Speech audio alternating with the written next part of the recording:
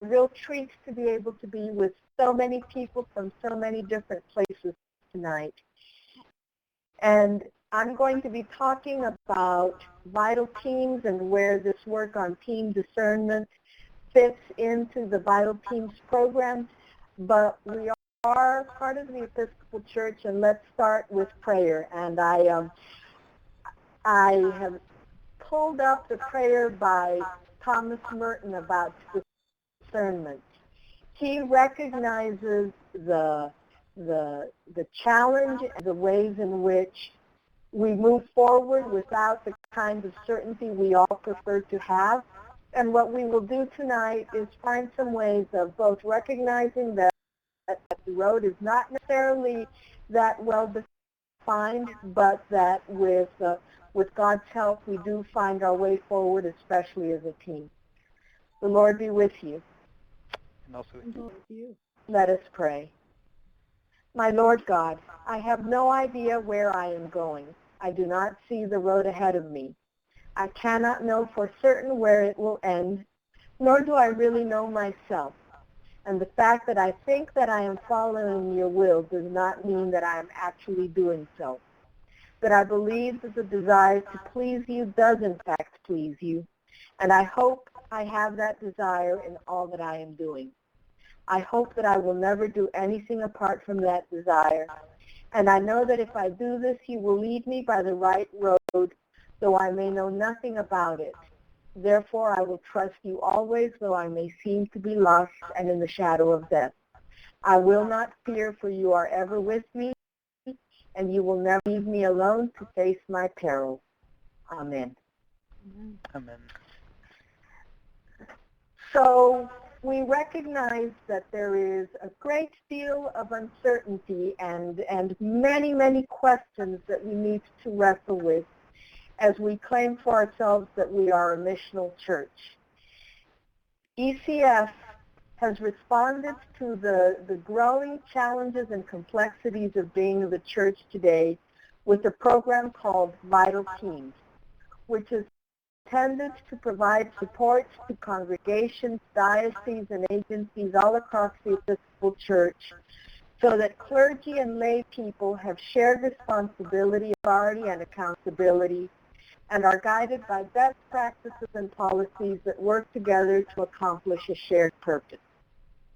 That's what we're about. Because we are passionate about what it means to do mission as a team, we ourselves are part of the team. Along with Miguel, Ron Bird, Kate Adams, and I work together as a vital team, designing, developing, and offering the different resources and programs that are under the umbrella of Vital Teams. And so tonight, on behalf of all four of us, what I'd like to do is go over first briefly with you what we're going to spend our time in tonight, and then start talking about some of the practices that we have found are particularly helpful when a team is intent on listening for God's call. We're going to talk a little bit about why we think our team-based discernment process is of such importance and value to congregation. We're going to talk about some of the habits that we have found as we go around the church really make a difference in the life of leadership teams and congregations and other organizations. We're going to have some discussion. Again, as Miguel has recommended, as much of it as we can do through the chat box, we would appreciate, because when you try to use too much of the audio, it can get really balled up. So we will be looking primarily for your participation through the chat box. We're going to talk about next steps. One of the commitments that ECF always makes is that we're not really interested in talking about pie in the sky. We are interested in helping you to do your hard and holy work in very practical ways, so that we hope that by the end of this evening you will have some ideas and some resources of things that you can do to actually start looking at how you use these practices or habits in your own congregation. And we'll give you some more resource information and how you can get in touch with us. So why team-based discernment? First of all, we live in a really complex world, and it's getting more complex by the day. You just have to read the news on any given day to understand that there is a lot of noise about what's going on in our world that makes it a lot harder to listen for that still small voice of God. And what we have found is that leadership teams like Vestry, who together with their clergy spend time really intentionally trying to discern what God is calling their congregation to next, are better positioned to respond to that complexity. We're also living in a time of incredible challenges. You look at the trends data that comes out of the church. You look at some of the challenges you have in your own congregations, and I suspect that if I asked you to name 3 challenges that each of you face, they would be pretty significant. And our temptation is to find a person who we rely on to give us the answers, and the ability to engage in a broader conversation to find ways to approximate an answer. I'm not sure that we ever get an absolute answer, but we are committed to helping foster conversations that help address the serious challenges in our church today.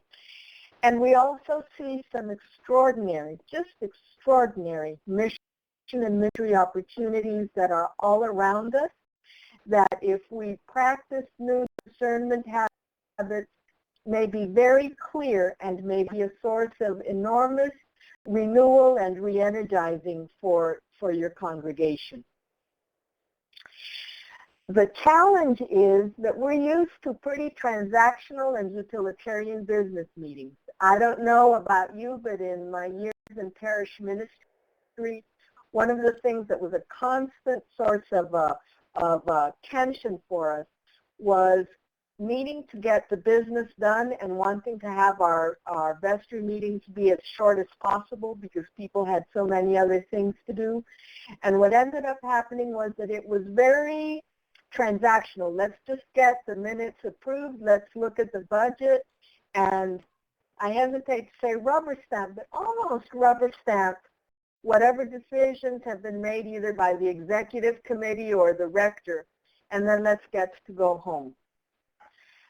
We're not always focused on having generative conversations. In other words, conversations that really bring us to new ideas, meaning, and ways of seeing our horizons more broadly.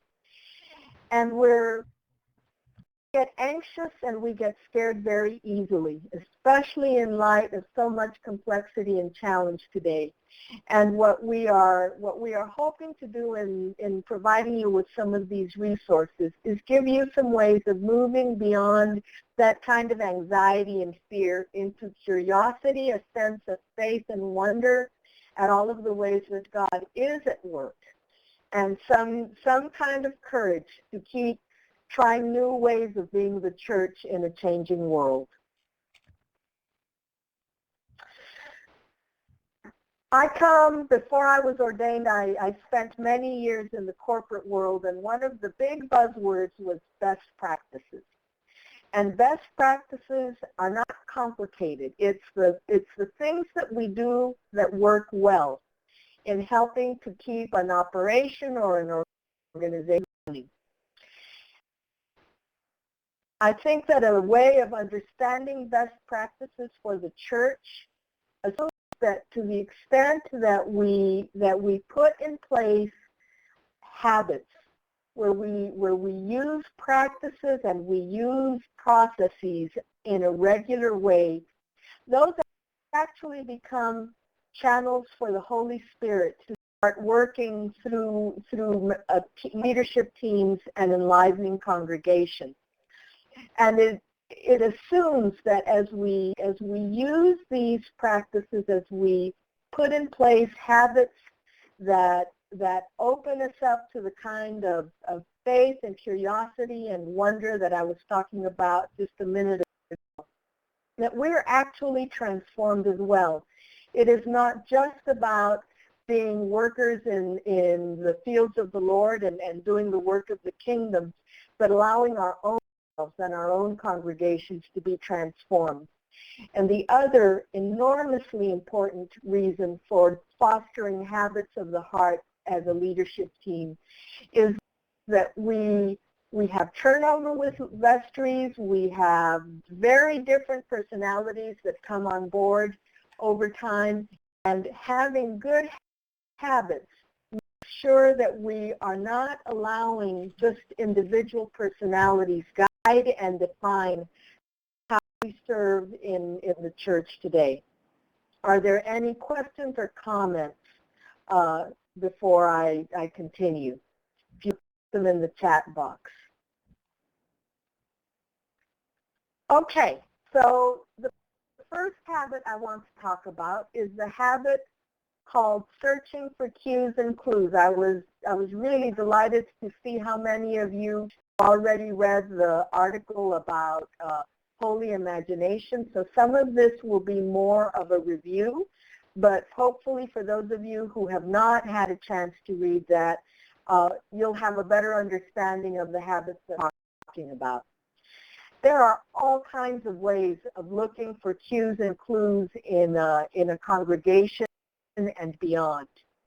One of the ways, and we'll see how this was done very effectively out in California, a very simple way to do it is to go out with a camera and take pictures of your neighborhood. Look at what is actually going on through the lens of a camera. The first time I really used a camera as a spiritual discipline was when I went on an 8-day silent retreat with the Jesuits. And part of the Jesuit ethos is that you find God in everything. And a good friend said, use your camera because somehow that helps you find the footsteps of God more effectively. And what congregations are finding is that going out and taking a walk around your neighborhood with a camera, it is remarkable how many new things you end up seeing that have been there all along, but you just haven't necessarily seen. There are many other ways that you can go out and take a look at what's going on around you, and you can also use tools like appreciative inquiry to look for the cues and clues of what's going on in your own congregation. It's a way of being engaged with your surroundings that's very active and exploratory. Fosters that curiosity that I'm talking about. Sometimes as I talk to folks across our church, it strikes me how much we are stuck in a bunker mentality sometimes, and going out and just taking a look at what's around us is a way of breaking out of that bunker. It also recognizes that each of us, each congregation has its own unique context. And so how we respond to God's call is based on the context that we find ourselves in. And as I said earlier, it really looks both at internal and external cues and clues and small indicators of how God may be calling us into a new kind of adventure that hadn't been considered because we had gotten so used to assuming that we saw everything that there was to see in our congregation. The second habit is called framing. And the way you frame a situation or an opportunity or a challenge will very significantly define how you respond to it. And what we encourage with this habit is a way of looking at the same situation from several different angles. So for example, you can look at a situation in terms of just the basic church structure. We've got canons, we've got bylaws in a congregation, we've got vestry policies and practices. And so you can look at a challenge or an opportunity in terms of that structure of how we do business in a church. If you then also ask yourself, So how does this impact the people of our community? And you are systematic and rigorous about asking a set of questions having to do with how it impacts and how a possibility or a challenge will impact your congregation and your neighborhood. That gives you a slightly different slant on exactly the same situation. In the Episcopal Church, we sometimes are uncomfortable talking about power, but power is an important dynamic in the life of a congregation. A third frame that you can use to look at an opportunity or a challenge is called the political frame. And this frame looks at things like, so who are the informal leaders in the congregation, and how might they respond and influence responses to this, to how we are looking at this new challenge or this new opportunity. You look at where can you build coalitions in support of an idea or a new possibility that you have. I think some of the most formidable and also can have the most potential for transformation is, for example, a coalition between the altar guild and the choir. They could move mountains, and understanding how you can build and looking at a challenge or an opportunity in terms of things like coalitions also helps you broaden and deepen how you're going to respond. The last and in some ways the most foundational of the frames is our faith frame. So that what we are looking at is the question, so how does all of this fit into the story of God's work in creation? What are some script passages that may help us understand this challenge or this opportunity or situation we're facing? How can this opportunity help us deepen our faith? How can we understand what God is calling us to in terms of helping to write the next page of the story? Each of those frames will give you a slightly different set of answers to some basic questions like who, what, when, and where. And it also makes us move from more reactive to responsive ways of engaging opportunities and possibilities.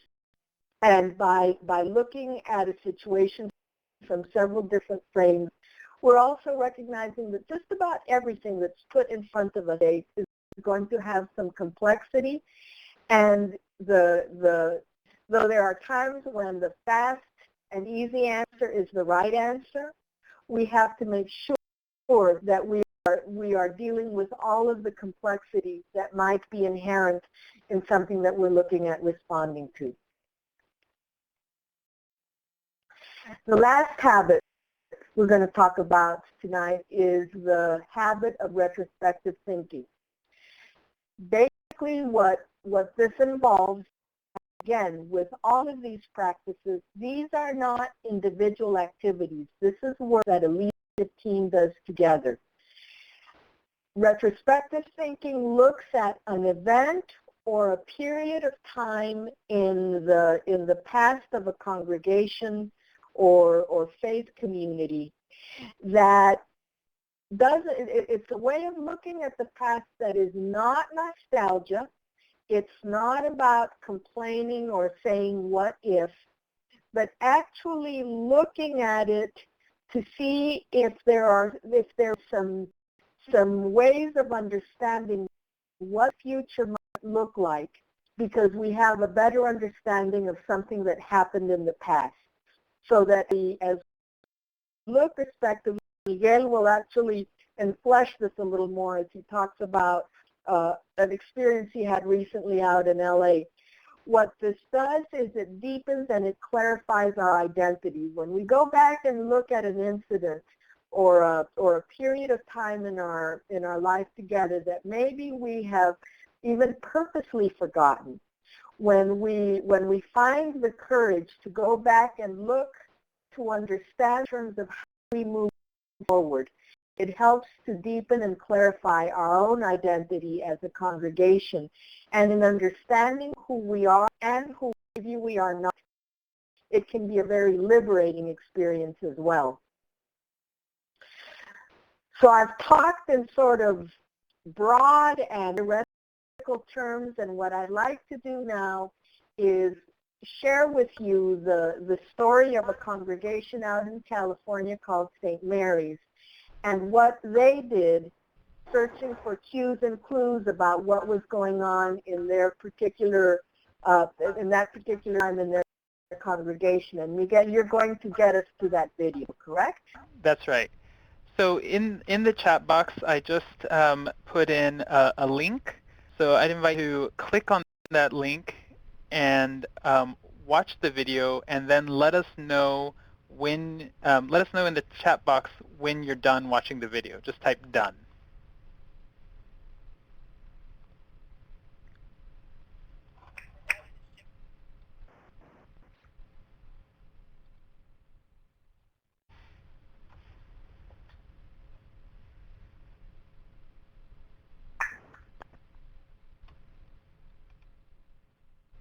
Or rather to shift our perspective and open our eyes to creative possibilities and creative ways of looking for God at work in our neighborhood.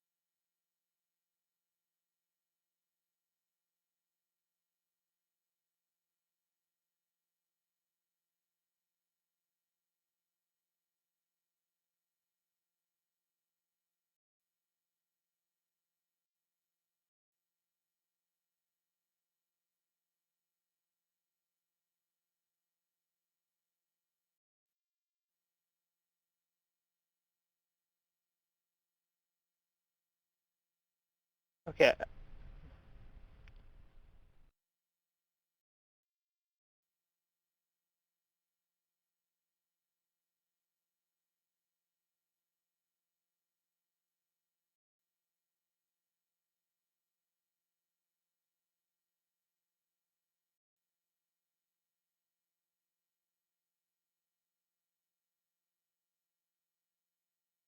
Okay. It looks like people are finishing. Just note a few, at least 2 people weren't able to make it to the video. So if you could just provide a brief summary before moving on. Yes. Basically what this congregation, the vestry of this congregation went out and did was walk around their neighborhood. They were a traditionally Japanese American Episcopal church that were in a neighborhood that was undergoing significant transition. So as they walked around, they took note of things like some assumptions they had about the neighborhood's transitioning to being primarily Latino, and it turned out that the transition included Korean Americans as well that were moving into the neighborhood, and a whole series of insights about how their neighborhood was changing and where the life of the neighborhood really was, then gave them a way of better understanding what God might be calling them to. And for those of you who have not been able to actually access the video, we will be glad to follow up afterwards with a link so that you can perhaps get back into YouTube and see it later on. So having seen the video, and it looks like the majority of you have been able to see it, in your chat box, what might be some steps that the vestry could take with this kind of pictorial narrative? What do you think the vestry and rector of St. Mary's could do next to make meaning and really understand what they had seen through that picture taking?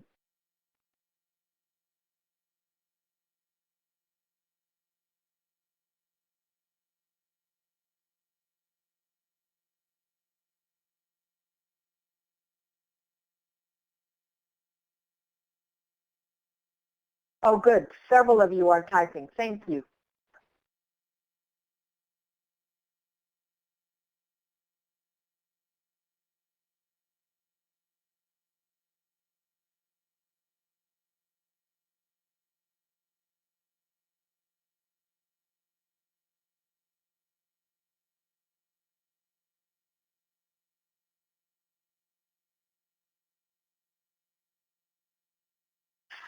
Publicize the presence of the gym.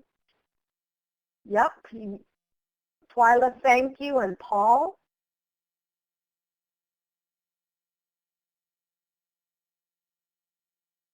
Oh, Paul, that's a great question. Yeah, Daniel, and we're going to talk about that a little bit more. And by the way, hello, it's good to see your name there.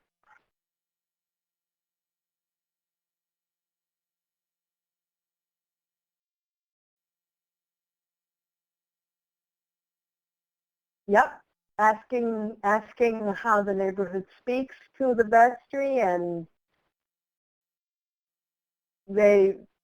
what they began to do was start identifying some needs that they might need some additional information. For example, a demographic study of that neighborhood would probably provide some interesting additional information for that community. But it's that kind of just curiosity that pushes you out of just assuming that you know what your neighborhood is about, that is involved in cues and clues. Twyla, I really like your suggestion about going back to actually meet with people, because so much of our work is about relationships. Absolutely.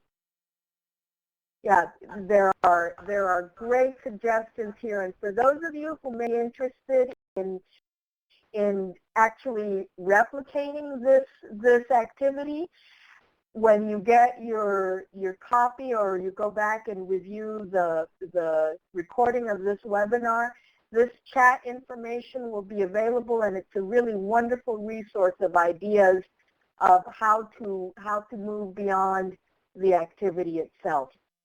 What we're going to do now is we're going to go to a specific part of that picture. And Daniel, you started to talk about it, and in the video, Anna Olson was very direct about what that front says to the community about St. Mary's. So if we were going to help St. Mary's say, okay, we're going to do something about our facade and the front of our church, how might the vestry use framing to consider the implications? And if one of you or two of you would be willing to put in the chat box how you would, what aspects of the structural frame you think would be particularly important in considering how to deal with the implications of the current curve view, I'd appreciate it. What kinds of policies, procedures, resource questions would you need to ask to address the structural frame?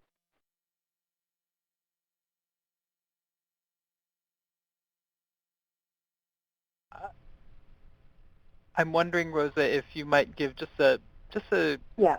a little example.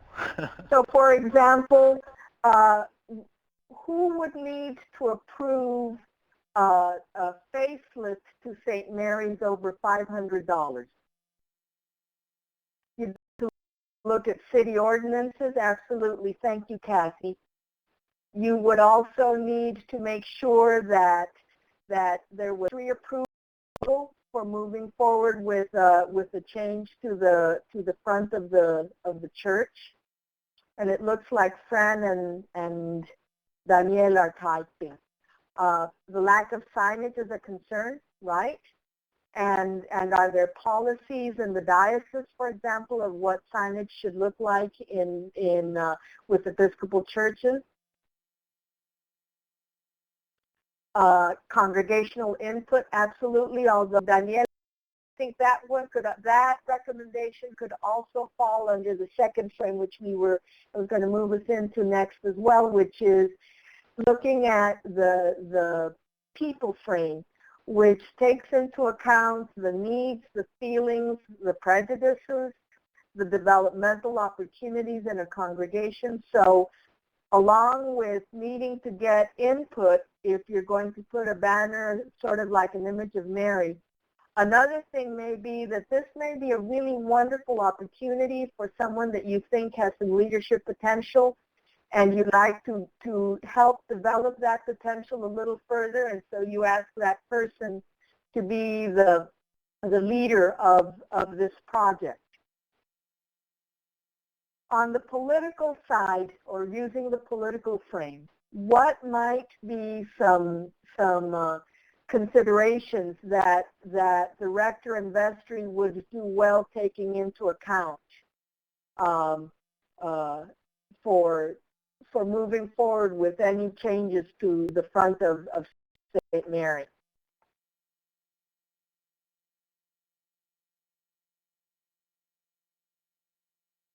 Let me back up just a minute because, and then let me just point you to the observations that Paul and Twyla and Danielle have made. And yes, you're absolutely right that when we're looking at the people frame, we're looking both internally and the neighborhood. And in that sense, on the political side, for example, one of the churches that I worked in before coming to ECS was in a neighborhood that had a ferocious community neighborhood association. And so anything having to do with any changes to how the church looked, we had to make sure that we had gotten their buy-in and support, or they would just torpedo us. Are there any other kinds of competing interests, or could you see some sources of conflict that would come out of this?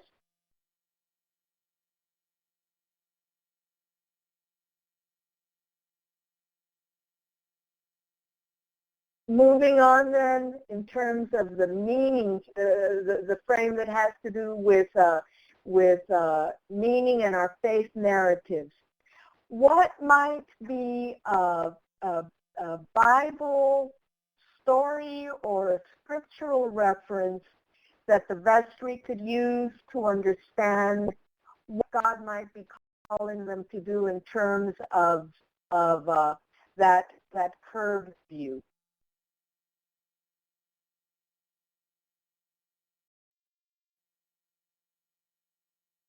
Looks like Paul is typing.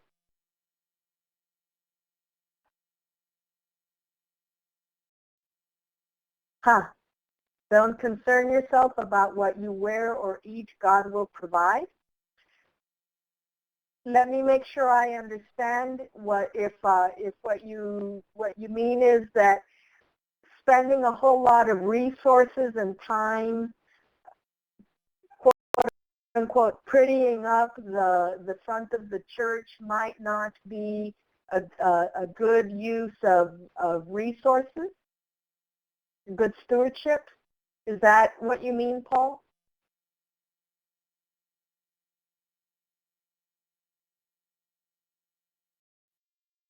Okay, great.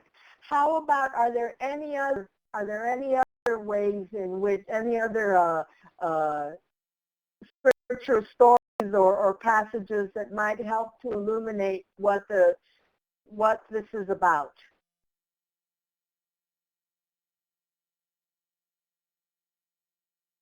One of the things that strikes me is that this sort of goes to the heart of hospitality and how we practice hospitality even in terms of how we are perceived from the curb. So that's not a specific scriptural passage, but certainly the Gospels are just laden with examples of Jesus very freely opening the table for all to come and sit. So that might be another way of using the faith frame to understand what might be the way to respond to that current curve view. Does that give you some sense of how let the little children come on to me? Beautiful. Thank you, Carol. Does that give you a sense of how you could use that framing habit in discerning what God might be calling a community to? If a few of you at least could just type yes if you think that we've covered it, or if you have a specific question, let me know. And as people are doing that, the only thing I would just emphasize with this practice is that really these are conversation starting points. If you're going to have a conversation with your vestry about the facade of the building, which starting point, which frame do you begin with? Do you use a frame? Do you use the faith frame to talk about how this is a part of hospitality and the ministry of hospitality? Or do you go right in and start talking about, the competing interest and the, the neighborhood association? Is that your starting point? Probably each of these frames can be used appropriately at different times, and each of them has their benefit. There is some a value for taking a moment before having the conversation to ask oneself or as a team, which is the frame that we're going to use in this instance.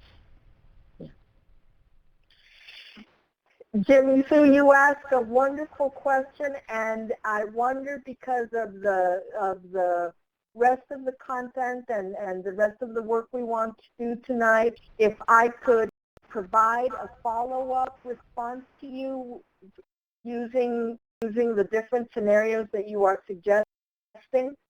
I will be glad to work with Miguel on making sure that we have something available that answers that question. I want to do it carefully, and I'm concerned about trying to get started on that with the other things that I'd like for us to cover.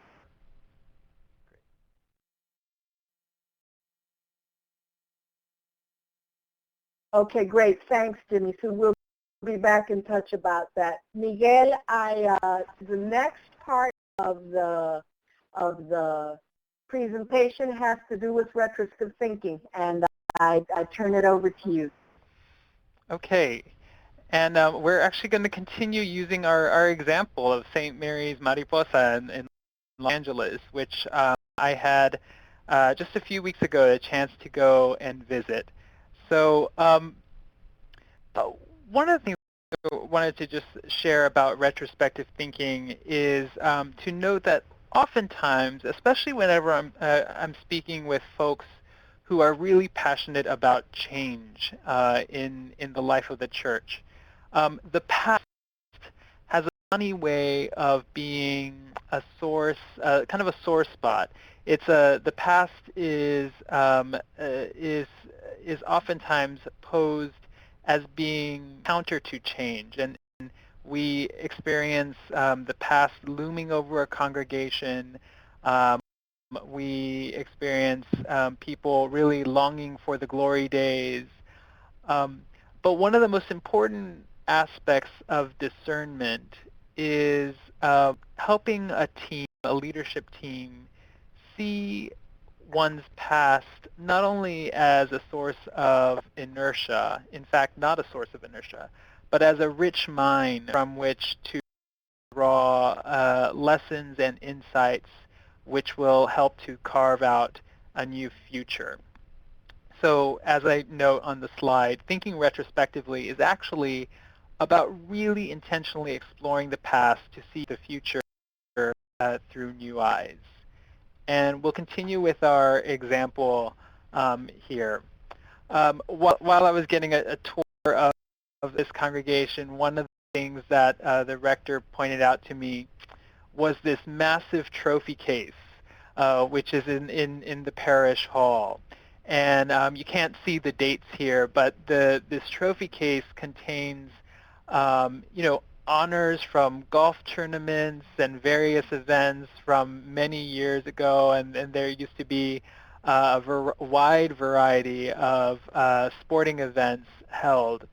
And the rector talked about how when she came, this trophy case really actually kind of loomed over the congregation in terms of being almost a sad note, in so much as not as many events were taking place in the current day, and there weren't the golf tournaments that there used to be in the 1980s. Since then, various leaders have compiled additional beautiful posters giving tribute to the past. So you see a poster, the large, lengthy poster of St. Mary's from the 1920s to the 1930s, which really celebrates the unique history of this church and the fact that it's been a Japanese-American church since its inception. What's interesting, though, is that when you start to look a little closer at this poster, right in the middle, you can also start to see some possible signs for what the congregation is today. So what this particular congregation member chose to put right in the middle here were these two leaflets that were distributed around the neighborhood about St. Mary's and about the very negative feelings that the neighborhood had about this Japanese-American congregation in its community. So you see, Pico Heights must not be colonized by Japanese. These are documents which are saying the Japanese Episcopalians are unwelcome immigrants in this place. Similarly, in the sanctuary,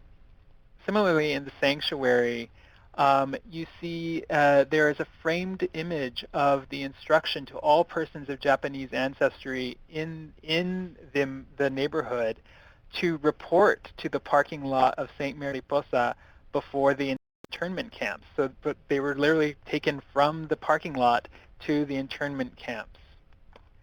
And these are very, very, dramatic, painful aspects of the history.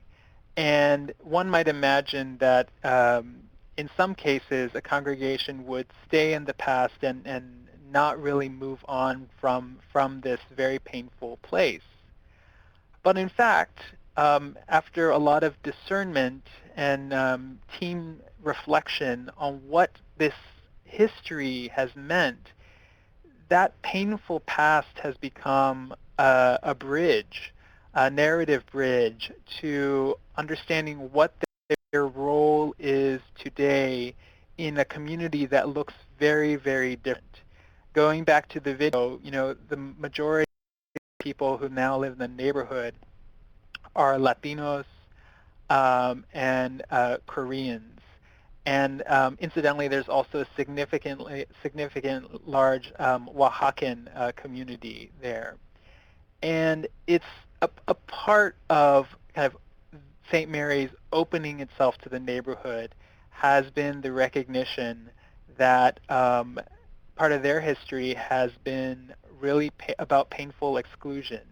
And so their spirit is to be open and become more open. And this mural, which is in the parking lot, the same parking lot where people were taken to the internment camps, now contains, faith, hope, and love in English, Spanish, and Japanese, which is really a reflection of the inclusivity and diversity and welcoming that that St. Mary's is really striving to achieve.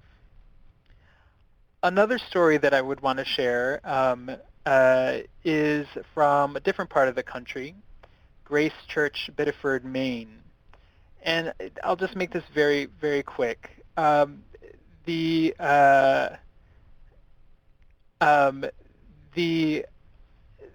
in Grace Church, Biddeford, Maine, is a congregation in a very small, quite frankly, depopulating part of Maine, which used to have a mill around the 1940s and 1950s, which was the main source and economic driver for the community.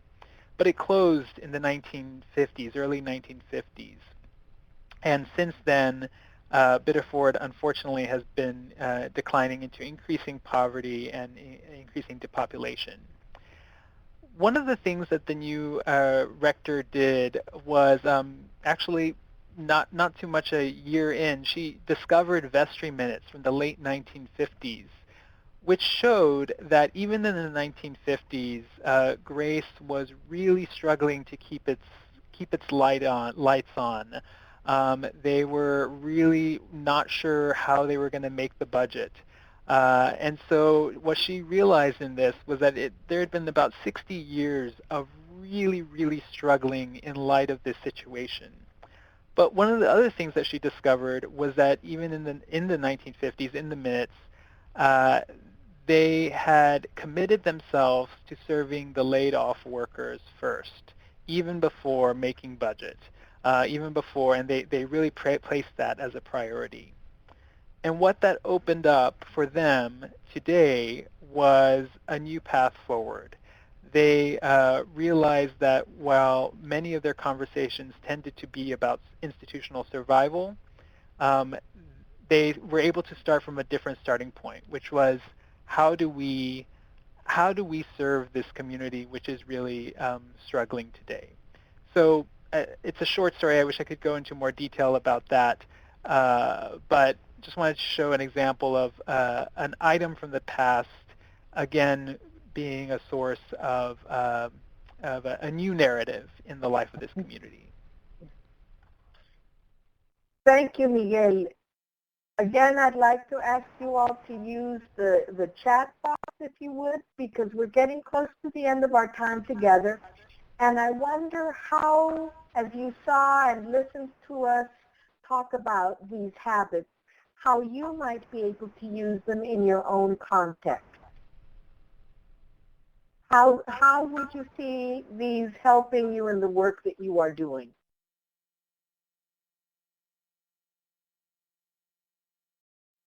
Ooh, Miguel, I lost it completely. It's okay. We can still hear you. So okay, I will come back in as fast as I can. If you will read, though, any responses while I'm getting in and maybe help keep the conversation going. Certainly.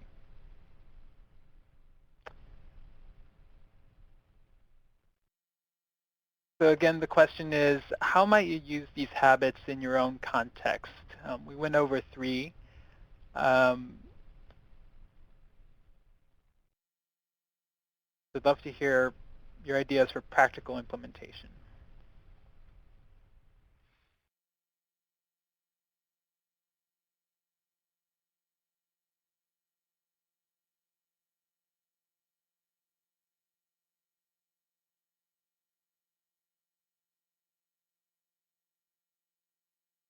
Using the past to reframe the present, yes.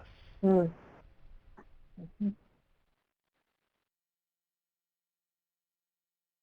Oh, that's wonderful, Oh, Paul. wow, Paul.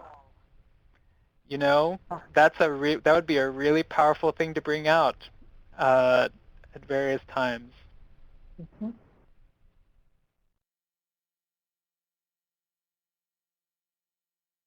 Okay, Fran, I think that a lot of congregations are in the place that you're in. I wonder if you have any ideas of maybe intermediate steps with cues and clues that might help your congregation start considering new possibilities.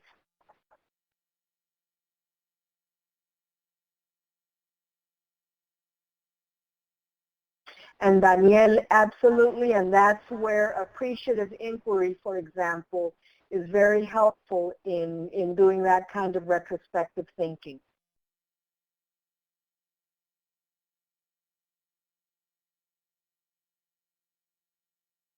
Ah.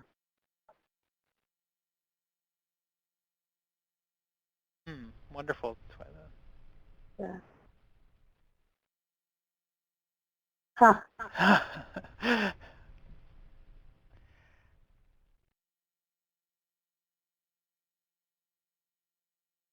Is there any one of these, and then actually some of you have already answered this, but if any others want to join in, is there one in particular that has piqued your curiosity and has got you thinking that maybe this is something you can try in your congregation?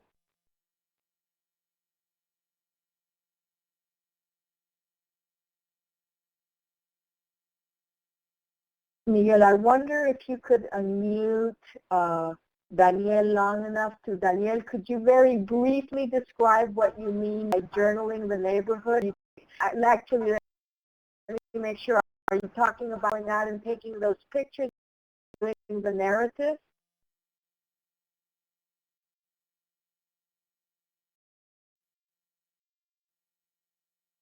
If you mean something else, let us know. If not, Daniel was doing for cues and clues using the cameras and the narrative. Yeah, I don't know why I'm not able to hear Daniel. Okay.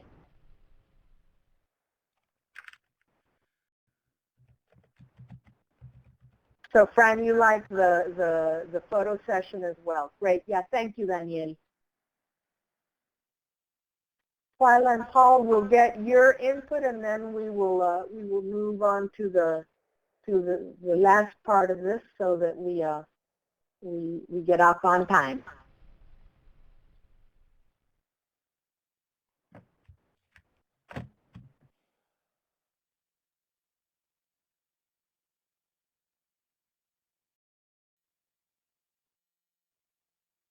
Huh. You've all, that's very interesting.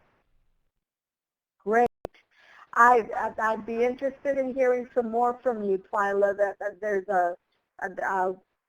I hope I can get your contact information because I'd be very interested in hearing how that worked out.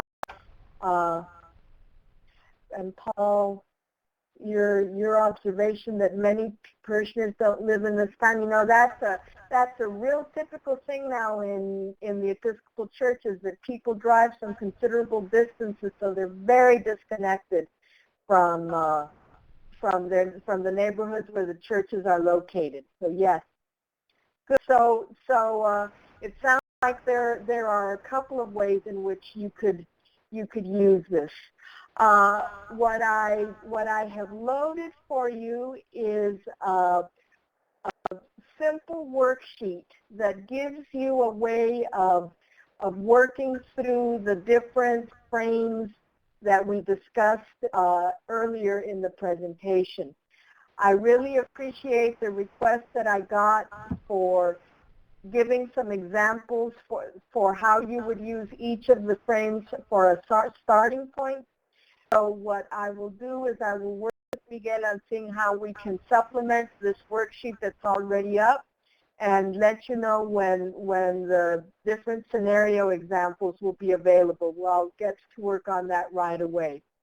And you also have the Vital Practices Holy Imagination link that you got when you were registering, that will give you a written copy of with a little bit more detail about the different habits. And to access the file, Miguel,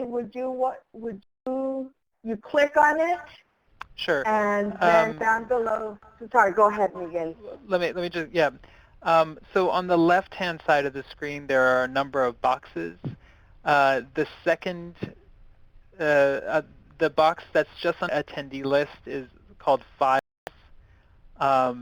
In that box, Files, you see Vital Teams Frame Resource, and you can click on that, and then you'll be given the option to download the file. What we can also do is we will send that file as part of as part of the package that we send with the recording at a later point, later time. So there are two different ways to access it. Yeah. Miguel, it's 7:58 Eastern Time. It's time to wrap up. Yes, it is. So with that, just want to say again, thank you to Rosa and also everyone who attended tonight's event. One of the things that we use very carefully are evaluation forms. So in just about 2 minutes, you will be receiving in your email an email with a survey link. And we look at those surveys to try to improve our webinars over time. So I just invite you and please ask you to go ahead and do take that survey for us. And so with that, again, just thank you for attending tonight's event. And Rosa, any last words? No, just that it was a pleasure to be with you all, and thank you all for your marvelous input. It really helps to make this a wonderful experience. Thank you.